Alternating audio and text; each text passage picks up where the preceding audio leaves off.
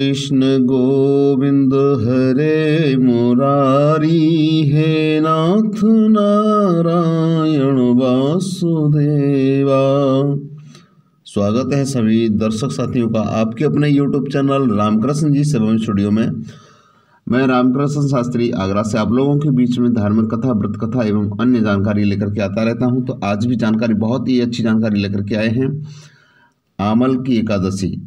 आमल की एकादशी क्यों मनाई जाती है और आमल की एकादशी के दिन आंवले का वृक्ष की पूजा क्यों की जाती है और इसकी पूजा का विधि विधान क्या है और इसका विशेष महत्व क्या है और किस समय की जाएगी, पूजा का मुहूर्त क्या है, पारण का समय क्या है, कब एकादशी का समय प्रारंभ होने वाला है, कैसे इसकी पूजा करनी चाहिए, क्या करना चाहिए, क्या नहीं करना चाहिए और इसकी व्रत कथा क्या है, ये संपूर्ण जानकारी इस वीडियो में सबसे ज़्यादा दी जाएंगी। आपको सभी जानकारी दी जाएंगी। ये वीडियो आपके लिए बड़ा हो सकता है, लेकिन जानकारी, संपूर्ण जानकारी होगी कब ये एकादशी आती है और किस तरीके से इसका विधि विधान है, ये संपूर्ण जानकारी आज की वीडियो में बताने वाले हैं। तो उससे पहले मैं आपसे निवेदन करना चाहूँगा और मैं आशा भी करता हूँ कि आप सभी स्वस्थ होंगे और माँ भगवती, भगवान विष्णु हरि की आपके ऊपर हमेशा हमेशा कृपा बरसती रहेगी और आपकी मनोकामना पूर्ण होती रहेगी और आप धर्म की ओर आगे बढ़ते रहेंगे, आपकी घर में खुशहाली बढ़ती रहेगी। चलिए बात करता हूँ।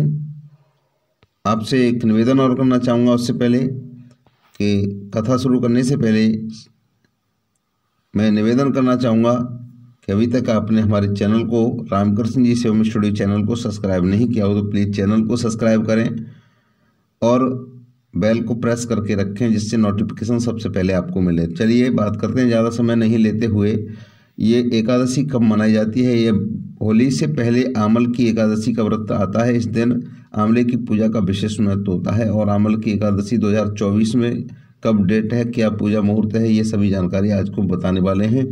तो चलिए मैं बताने वाला हूँ कि ये फागुन माह के शुक्ल पक्ष की एकादशी होती है और ये विष्णु जी के लिए के साथ ही साथ आंवले के पेड़ की भी पूजा का पर्व है, इसलिए आंवला एकादशी के नाम से भी जाना जाता है। और ये सुख जीवन में, सुखी वैवाहिक जीवन, मोक्ष प्राप्ति और दोषों से मुक्ति के लिए आंवल की एकादशी का व्रत रखा जाता है। आइए जानते हैं इस बार आंवल की एकादशी 2024 में क्या शुभ मुहूर्त है, क्या महत्व है। आंवल की एकादशी 20 मार्च 2024 को है। इस दिन काशी में बाबा विश्वनाथ रंग संग गुलाल की होली खेली जाती है। विश्वनाथ बाबा के साथ में रंग की होली खेली जाती है, इसलिए इसे रंग भरी एकादशी भी कहते हैं। और ये एकमात्र एकादशी है जिसने विष्णु जी के अलावा शिव पार्वती की पूजा का विशेष महत्व होता है। आंवल की एकादशी का शुभ मुहूर्त क्या है?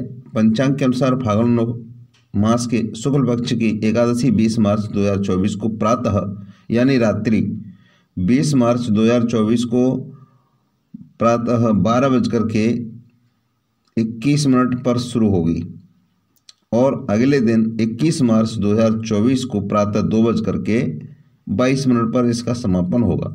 इसका पूजा का शुभ मुहूर्त रहेगा 6:25 पर और से लेकर के सुबह 9:27 तक। आंवले की एकादशी का व्रत पारण का समय रहेगा आंवल की एकादशी की व्रत का पारण का समय 21 मार्च 2024 को दोपहर 1:41 से शाम 4:07 के बीच तक रहेगा और पारण की तिथि के दिन हरिवासर समाप्त होने का समय सुबह 8:58 तक है। आंवल की एकादशी का महत्व क्या है, आंवल की एकादशी का अर्थ क्या है? तो आंवल की एकादशी का अर्थ आंवला होता है। ऐसा कहा जाता है कि भगवान विष्णु ने आंवले को आदि वृक्ष के रूप में प्रतिष्ठित किया था। मान्यता है कि आंवल की एकादशी के दिन आंवला और श्री हर विष्णु की पूजा करने से मोक्ष मिलता है। यही इस दिन शिव जी की, पार्वती माता की और पहली शादी काशी से करके लाए, इसलिए इस दिन महादेव को गुलाल अर्पित करते हैं और वैवाहिक जीवन में रूठी खुशियां वापस लौट आती हैं।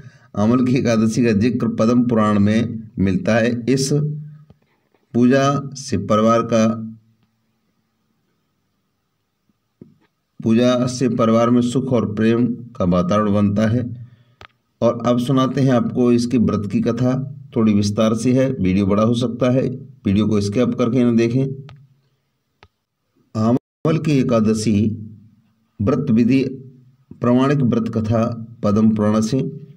और इस व्रत को ऐसे समझिए कि 1000 गोदान का फल देती है आमल की एकादशी व्रत करने पर। अगस्त फाल्गुन शुक्ल एकादशी की जो व्रत कथा है, आमल की एकादशी की जो व्रत कथा है, अब वो आप श्रवण करेंगे।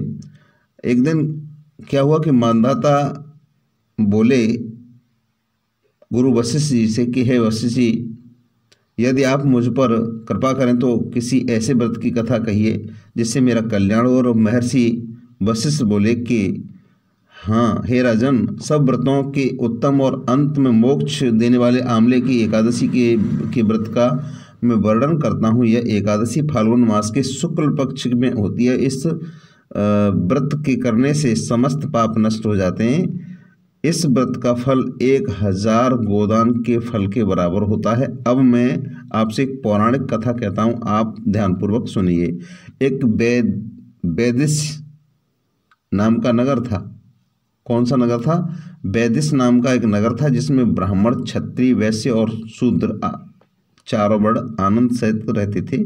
उस नगर में सदैव वेद ध्वनि गूंजा करती थी सदा, तथा पापी, दुराचारी तथा नास्तिक उस नगर में कोई नहीं था। उस नगर में चैत्ररथ नाम का चंद्रवंशी राजा राज्य करता था। वह अत्यंत विद्वान और धर्मी था।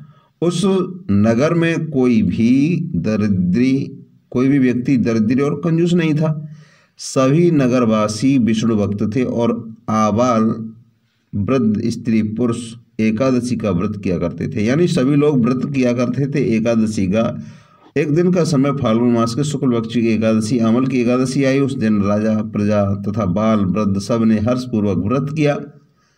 जब राजा अपनी प्रजा के साथ मंदिर में जाकर के पूर्ण कुंभ स्थापित करके धूप, दीप, नैवेद्य, पंचरत्न आदि से धात्री यानी आंवले का पूजन करने लगे और उस प्रकार स्तुति करने लगे कि हे धात्री, तुम ब्रह्म स्वरूप हो, तुम ब्रह्मा जी द्वारा उत्पन्न हुए हो और समस्त पापों का नाश करने वाले हो। तुमको नमस्कार।